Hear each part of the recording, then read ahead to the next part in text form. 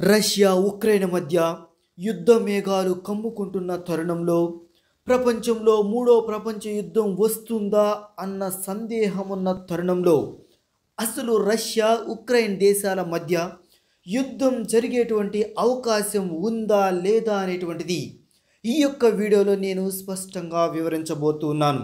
First నుంచి last వరకు వినండి. అసలు యుద్ధం జరుగుతుందా లేదా అనేటువంటిది మీరే డిసైడ్ చేయండి.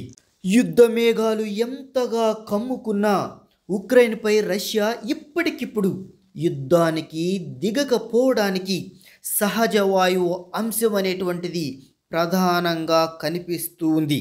యూరప్కు అతి పెద్ద గ్యాస్ సరఫరాదారు రష్యానే. యూరప్ గ్యాస్ అవసరాల్లో 40% పైగా తీరుస్తూ ఉంది. యూరప్ ఏటా సుమారు 237 బిలియన్ క్యూబిక్ మీటర్లకు పైగా గ్యాస్ దిగుమతి చేసుకుంటూ ఉంటే 2012లో 168 BCM గ్యాస్ను ఒక్క రష్యానే సరఫరా చేసింది. ముఖ్యంగా జర్మనీకి 60% దాకా గ్యాస్ అనేటువంటిది రష్యా నుంచే అందుతోంది. ఇక మధ్య తూర్పు యూరప్లోని పలు దేశాలు తమ గ్యాస్ అవసరాల్లో 90% పైగా రష్యా మీదే ఆధారపడుతూ ఉన్నాయి. బాల్టిక్ సముద్రం గుండా జర్మనీ దాకా సాగేటువంటి నార్త్ స్ట్రీమ్ 1 పైప్ లైన్ ద్వారా యూరప్కు ఏటా 55 BCM గ్యాస్ను రష్యా సరఫరా చేస్తుంది. టర్క్ స్ట్రీమ్ లైన్ ద్వారా మరో 33 BCM సరఫరాను చేస్తూ ఉంది.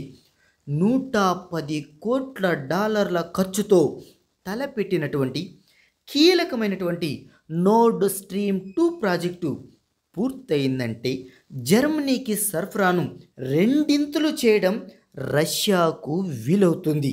ఈ శీతాకాలంలో యూరప్ తీవ్రమైనటువంటి గ్యాస్ కొరతతో అల్లాడుతుంది. ఈ నేపథ్యంలో యుద్ధమే వస్తే గ్యాస్ సరఫరా పూర్తిగా ఆగిపోయి యూరప్ దేశాలు అల్లాడిపోతాయి. ప్రత్యామ్నాయంగా అమెరికా నుంచి గ్యాస్ దిగుమతి చేసుకునేటువంటి అవకాశం ఉన్న దూరాభారం తదితరాలన్నీ కలుపుకొని ధరలు చుక్కలు తాకే ప్రమాదం ఉంది. ఎందుకంటే పెరిగిన డిమాండ్తో యూరప్ దిగుమతి చేసుకుంటున్న గ్యాస్ ధర ఇప్పటికే ఏకంగా 8 రెట్లు పెరిగింది. 2021లో మెగావాట్కు 19 యూరోలుగా ఉన్నటువంటిది కాస్త ఇప్పుడు 80 యూరోలైంది. యుద్ధమే కనుక వస్తే రష్యా నుంచి సరఫరా పూర్తిగా ఆగిపోతుంది. యుఎస్ నుంచి దిగుమతి చేసుకోవాల్సి వస్తే కనీసం మరో 3 రెట్లు అధికంగా వెచ్చించాల్సి ఉంటుంది. యూరప్ దేశాలకు ఇది తలకు మించిన భారమవుతుంది. మరోవైపు యూరప్కు గ్యాస్ సరఫరాను పూర్తిగా ఆపేస్తే రష్యాకు రోజుకు కనీసం $100 కోట్ల పైగా నష్టం వస్తుంది. పైగా ఒప్పందాలను ఉల్లంఘించినందుకు చెల్లించాల్సినటువంటి భారీ జరిమానాలు అదనంగా ఉంటాయి. అందుకే యుద్ధాన్ని ఎలాగైనా నివారించేందుకు అటు యూరప్ దేశాలు ప్రయత్నం చేస్తూ ఉన్నాయి. ఇటు రష్యా కూడా పైకి దూకుడుగా ప్రదర్శిస్తూ ఉన్న యుద్ధానికి దిగే విషయంలో మాత్రం ఆచితూచి అడుగులు వేస్తుంది. అటు అమెరికా ఇటు నాటో కూటమి నుంచి నయానో భయానో తను ఆశించినటువంటి హామీలను రాబెట్టుకునేందుకు రష్యా ప్రయత్నం చేస్తూ ఉంది.